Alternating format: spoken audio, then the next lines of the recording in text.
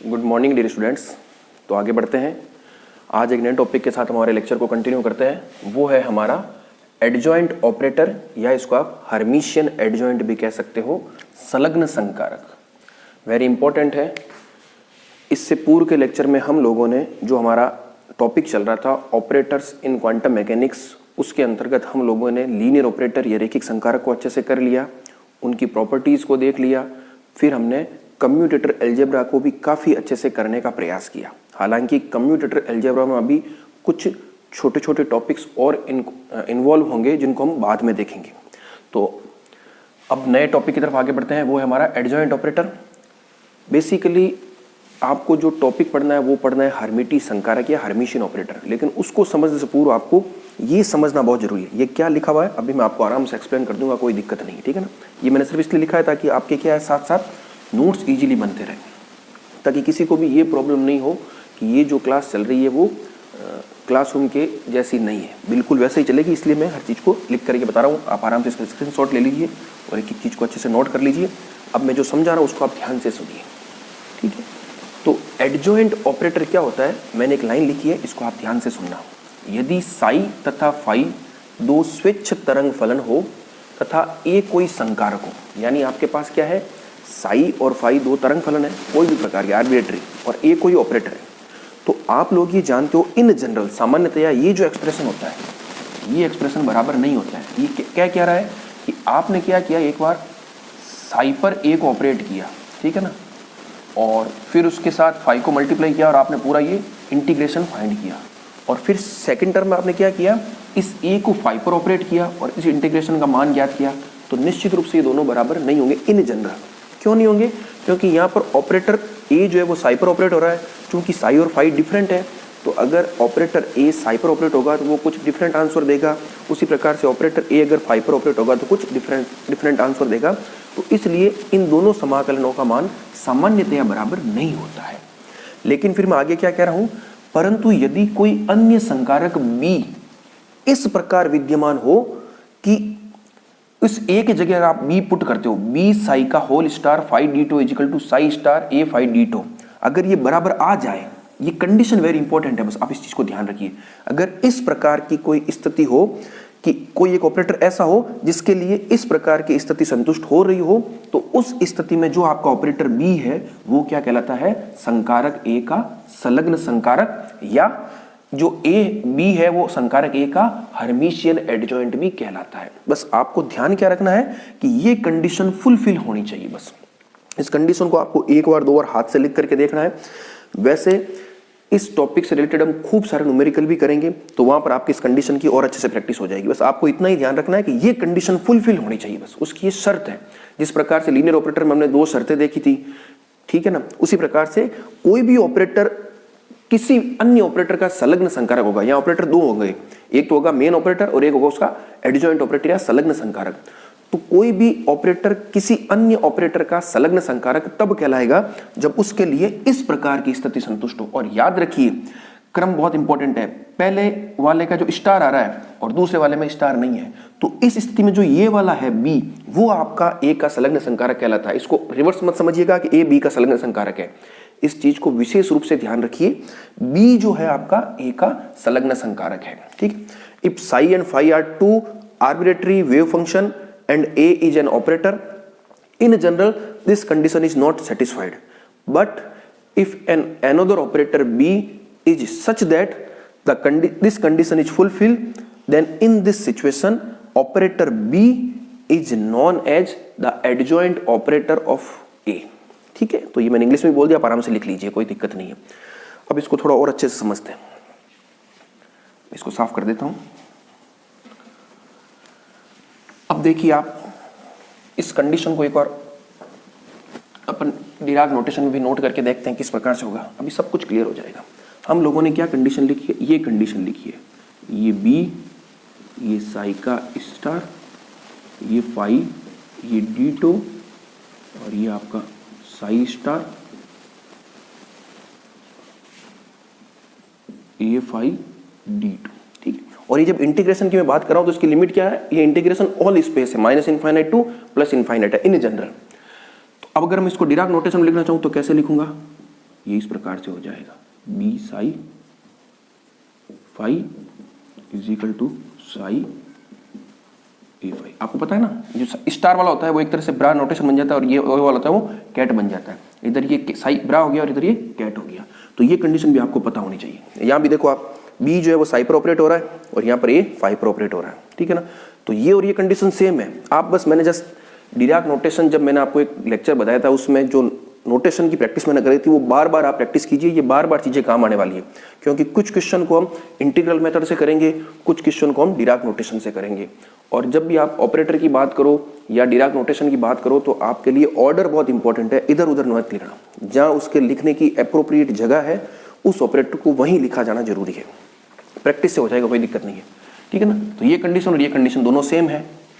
अब आगे चीज आप और नोट कर लीजिए, जो ऑपरेटर बी है आपका, ऑपरेटर बी क्या है, ऑपरेटर ए का संलग्न संकारक है। तो इसको एक अन्य नोटेशन से भी दर्शाया जाता है, वो क्या, उसको आप नोट कर लीजिए।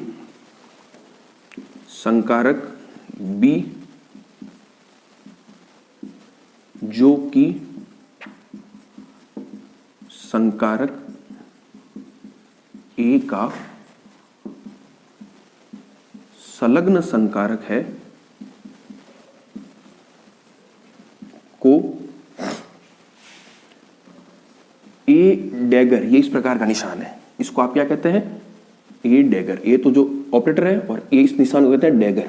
तो ये याद रखना आपको, ठीक है ना, ये नोटेशन का तरीका है, ठीक है ना। ए डैगर, ये प्लस नहीं है, ये इस प्रकार से है, थोड़ा लंबा लेकर गए इस प्रकार से, ए डैगर। यदि संकारक बी जो कि संकारक ए का संलग्न संकारक है, को ए डैगर के द्वारा भी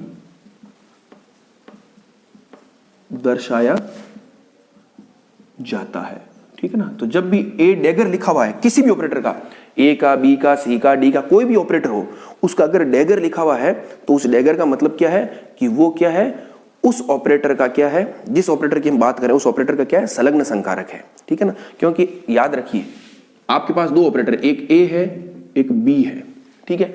तो अगर ये कंडीशन फुलफिल हो रही है तो उस स्थिति में जो बी है वो ए का क्या कहलाता है, संलग्न संकारक कहलाता है, ए का कहलाता है। तो और बी को मैं क्या कह रहा हूं, आप ए डैगर लिख सकते हो। तो ये याद रखिए, ए डैगर और ए अलग अलग ऑपरेटर है। ए डैगर क्या कहलाएगा, ए का संलग्न संकारक कहलाएगा, समझ गए। तो उसको अगर मैं इस कंडीशन में लिखना चाहूं तो कैसे हो जाएगा, ये देखिए, बी की जगह क्या लिख दीजिए, सिंपल ए डैगर, ये साई, ये स्टार, ये phi ditto is equal to psi star A phi ditto. ये कंडीशन भी एकदम एप्रोप्रिएट है, ठीक है ना। और इसको अगर आप डिराक नोटेशन लिखना चाहो तो कैसे लिखोगे, A dagger psi phi is equal to psi A phi. ये सारी कंडीशन एक है, इनमें कोई अंतर नहीं है, ये सभी एक ही कंडीशन है, ठीक है ना। इस चीज को आप एक ही चीज को नोट कर लीजिए, जो बी है उसको हम ए डैगर के रूप में लिख रहे हैं, लेकिन कब, जब बी आपके इस प्रकार से विद्यमान हो। ये कंडीशन वेरी इंपॉर्टेंट है, ठीक है। तो ये आपको संलग्न संकारक मैंने दर्शा दिया। ये इसलिए इंपॉर्टेंट है क्योंकि आगे हम हर्मिटी संकारक पढ़ेंगे तो आपके बिल्कुल इसी प्रकार की कंडीशन काम आने वाली है, तो आप आराम से समझ गए होंगे। अब हम क्या करते हैं, इस हर्मिटी संकारक की कुछ प्रॉपर्टीज को समझते हैं। हर्मिटी नहीं, सॉरी, हर्मिशियन एडजॉइंट, जो आपका संलग्न संकारक है उसकी कुछ प्रॉपर्टीज को समझते हैं, वो क्या क्या है, ठीक है। हम हर्मिटी संकारक पर पहुंचने से पूर्व अपने जो बेसिक नॉलेज उसको और मजबूत कर लेते हैं, ताकि हर्मिटी संकारक आपको बहुत अच्छे से समझ में आ जाए, ठीक है। तो कुछ बेसिक प्रॉपर्टीज हम देखते हैं, वो क्या है। अब देखिए, प्रॉपर्टीज पढ़ने से पहले मैं आपसे एक चीज और शेयर करूंगा कि जैसे आपके पास कोई भी क्वांटम मैकेनिकल एक्सप्रेशन हो, क्वांटम मैकेनिकल एक्सप्रेशन का मतलब क्या होगा, उसमें कोई ऑपरेटर होगा, कोई वेव फंक्शन होगा, कोई कांस्टेंट होगा। तो किसी भी क्वांटम मैकेनिकल एक्सप्रेशन का अगर आप डैगर निकालते हो, डैगर का मतलब क्या हो गया, हर्मिशियन एडजॉइंट, तो उसको आप कैसे लिखते हो, मैं एक लाइन लिख रहा हूं, उसको आप ध्यान से सुनिएगा। टू फाइंड, बहुत इंपॉर्टेंट है, Hermitian adjoint of an expression.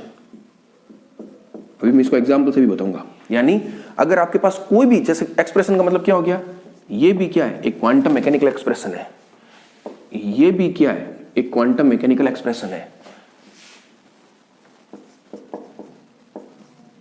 ये भी क्या है, एक क्वांटम मैकेनिकल एक्सप्रेशन है। कहने का मतलब है क्वांटम मैकेनिक्स में एक्सप्रेशन का मतलब क्या हो गया, किसी भी पार्टिकल को आप किस प्रकार से दर्शा रहे हो। तो ये सारे के सारे क्या है, क्वांटम मैकेनिकल एक्सप्रेशन है। ठीक है, तो अगर कोई क्वांटम मैकेनिकल एक्सप्रेशन आपको दिया हुआ है और आपसे पूछे कि उसका हर्मिशियन एडजॉइंट निकालिए, तो आप कैसे निकालोगे। वो 3 स्टेप है, वेरी इंपॉर्टेंट है, आपको पता रखने होंगे। इसको मैं पूरा लिख दूंगा, ये न्यूमेरिकल में बहुत काम आने वाले हैं। ठीक है ना। तो इसमें देखो आपके पास 3 चीजें हैं। यहां पर तो केवल वेव फंक्शन है, यहां पर आपके ऑपरेटर वेव फंक्शन दोनों है, और यहां पर ऑपरेटर भी है, एक कोई कांस्टेंट भी है जो इन जनरल कॉम्प्लेक्स होता है, और वेव फंक्शन भी है। तो मोस्ट जनरल एक्सप्रेशन आपका क्या होगा, ये होगा, इसमें सब कुछ है। ठीक है ना। तो आपको 3 स्टेप याद रखने। अगर मान लो इस एक्सप्रेशन का कह दिया जाए आपको हर्मिशियन एडजॉइंट निकालना है इस एक्सप्रेशन का, तो आप कैसे निकालोगे, उसके लिए 3 स्टेप है, आप ध्यान रखिए। सबसे पहले तो क्या होगा कि जो भी आपको कॉम्प्लेक्स नंबर है, जो भी कांस्टेंट है, उसको आप क्या करोगे, उसके कॉन्जुगेट से कन्वर्ट कर दोगे। ठीक है ना। आप जो ए है आपका, वो किस में कन्वर्ट हो जाएगा, ए स्टार में। पहला स्टेप तो क्या हो गया कि every complex number is converted into its conjugate. अर्थात अगर क्वांटम मैकेनिकल एक्सप्रेशन में कोई भी अचर उपस्थित है, तो उस एक्सप्रेशन का एडजॉइंट निकालते वक्त उस अचर को उसके कॉम्प्लेक्स कॉन्जुगेट से प्रतिस्थापित कर दिया जाता है। इस चीज को आप आराम से नोट कर लीजिए, जो मैंने लिखा है ना, इस चीज को आराम से आप। ठीक है। और दूसरा क्या हो जाएगा, फिर जो आपका साई है, ये कैट भी हो सकता है, ब्रा भी हो सकता है। आपका एक्सप्रेशन ये भी हो सकता है, याद रखिए, एक्सप्रेशन इस प्रकार का भी हो सकता है। ठीक है ना, कोई बड़ी बात नहीं है, कैट ब्रा, क्योंकि अगर कैट है तो ब्रा भी होगा, और ये साई कैट हो चाहे साई ब्रा हो, दोनों ही क्या है, किसी कण के तरंग फलन को दर्शाते हैं। तो जब भी आप एक्सप्रेशन का एडजॉइंट निकालोगे, हर्मिशियन एडजॉइंट निकालोगे, तब कैट किस में कन्वर्ट हो जाएगा, ब्रा में, और ब्रा कन्वर्ट हो जाएगा कैट में। तो याद क्या रखोगे आप कि अगर आपके पास ये है, ठीक है ना, इसको मैं ऐसे लिख दूं, ये इसका डैगर, तो कैट का जो डैगर है वो हो जाएगा ब्रा में, एंड अगर आपके पास ब्रा है इस प्रकार से साई ब्रा, और उसका अगर आप डैगर निकालोगे तो वो कन्वर्ट हो जाएगा सिंपली कैट में। ठीक है। और तीसरा, कोई भी ऑपरेटर है उसका डैगर निकालोगे तो वो उसके डैगर से कन्वर्ट हो जाएगा। ठीक है ना, बस सिंपल सी बात है। कोई भी ऑपरेटर उसका आप डैगर लिखना है।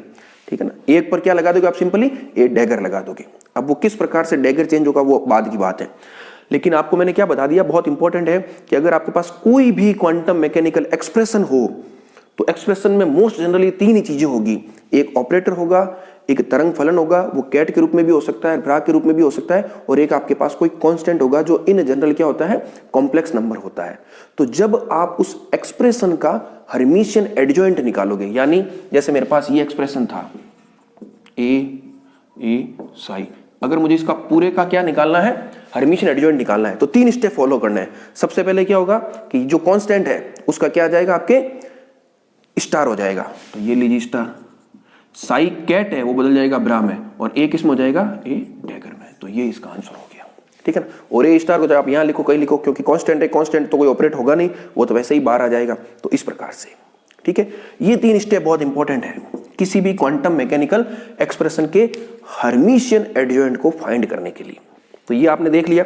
अब हम क्या करते हैं, इस संलग्न संकारक की कुछ प्रॉपर्टीज को देखते हैं, वो भी आपको एज इट इज याद रखनी है, बहुत काम आने वाली है। बहुत इजी टॉपिक है, घबराने की आवश्यकता बिल्कुल नहीं है। एक एक स्टेप को हम लिखते हुए करेंगे तो कोई प्रॉब्लम होगी भी नहीं। ठीक है ना। चलो तो नेक्स्ट टॉपिक क्या देखते हैं, प्रॉपर्टीज ऑफ हर्मिशियन एडजॉइंट, या इसको आप कह सकते हो एडजॉइंट ऑपरेटर, दोनों एक ही बात है। एडजॉइंट ऑपरेटर कहो या हर्मिशियन एडजॉइंट कहो, दोनों एक ही बात है। ठीक है ना, कोई बड़ा अंतर नहीं है इसमें। तो इसकी पहली प्रॉपर्टी क्या हो जाएगी कि यदि आपके पास एक कोई ऑपरेटर है, ठीक है, तो अगर उसका डैगर क्या कहलाएगा, उस ऑपरेटर का संलग्न संकारक, और उसका अगर आप वापिस डैगर लेते हो तो वो वापिस किस में कन्वर्ट हो जाएगा, ए में कन्वर्ट हो जाएगा। ये आपको याद रखना है। मैं इसका प्रूफ भी बता सकता हूँ, लेकिन इनके प्रूफ अभी आपके कोर्स के पार्ट नहीं है। आप चाहो तो उस कंडीशन से, जो आपके डिराक नोटेशन वाली कंडीशन थी या इंटीग्रेशन वाली कंडीशन थी, उससे प्रूफ भी कर सकते हो। प्रूफ करके देखिएगा, ये आपके लिए होमवर्क की एक तरह से। अगर हो जाए तो बहुत अच्छा, नहीं हो तो कमेंट बॉक्स के थ्रू या जो भी आपके पास कम्युनिकेशन मीडियम है उसकी सहायता से आप पूछ लोगे तो मैं आपको बता दूंगा। बिल्कुल ईजी है।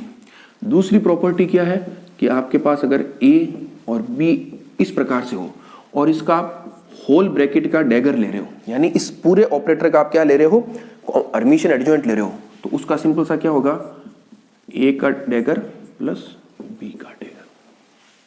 उसी प्रकार से अगर आपके पास ये स्थिति हो, ए बी, इसका डैगर लेना हो, तब क्या होगा, इसमें क्रम चेंज हो जाएगा, पहले बी डैगर और फिर ए डैगर। और आपके पास अगर कोई इस प्रकार से हो, कोई कांस्टेंट ए हो और ये ए हो सिंपली, और इसका डैगर लेना हो, तो आपको पता है ए का ए स्टार और इस ए का ए डैगर। तो ये चार प्रॉपर्टी है, जो चारों प्रॉपर्टी आपको अच्छे से पता रखनी है, और इनका प्रूफ भी आप चाहो तो आराम से कर सकते हो, कोई दिक्कत नहीं है, लेकिन ये वेरी इंपॉर्टेंट है। डैगर का डैगर वापस ए, प्लस में है तो ऑर्डर का कोई फर्क नहीं पड़ेगा, इंडिविजुअली डैगर लग जाएगा। लेकिन अगर मल्टीप्लिकेशन में है तो रिवर्ट ऑर्डर होगा, ये A B C D E F कुछ भी हो तो फिर वो क्या हो जाएगा, पहले मान लो ए बी सी डी हो तो डी सी बी ए, इस प्रकार से, ठीक है। और इसमें कांस्टेंट है तो स्टार हो जाएगा और ए का ए डैगर हो जाएगा। तो ये इंपॉर्टेंट प्रॉपर्टीज थी किसकी, हर्मिशियन एडजॉइंट की। तो इस लेक्चर में हम लोगों ने एडजॉइंट ऑपरेटर क्या होता है उसको अच्छे से समझ लिया, उसको किस प्रकार से आप इंटीग्रल फॉर्म में लिखते हो, और जो ऑपरेटर बी था, जो ए का संलग्न संकारक था, उसको ए डैगर से दर्शाया जाता है, उसको डिराक नोटेशन में किस प्रकार से लिखते हैं वो हमने अच्छे से देख लिया था। इसको बार बार लिख के प्रैक्टिस करनी है। अब अगला टॉपिक हमारा होगा हर्मिटी संकारक, वहाँ पर ये सारी चीज़ें एज इट इज काम आएगी, और वहाँ पर हम कुछ न्यूमेरिकल प्रैक्टिस करेंगे। तो ये जो भी चीज़ें आपने सीखी है वो आप आराम से इसको एक्सप्लेन कर सकते हो। Thank you.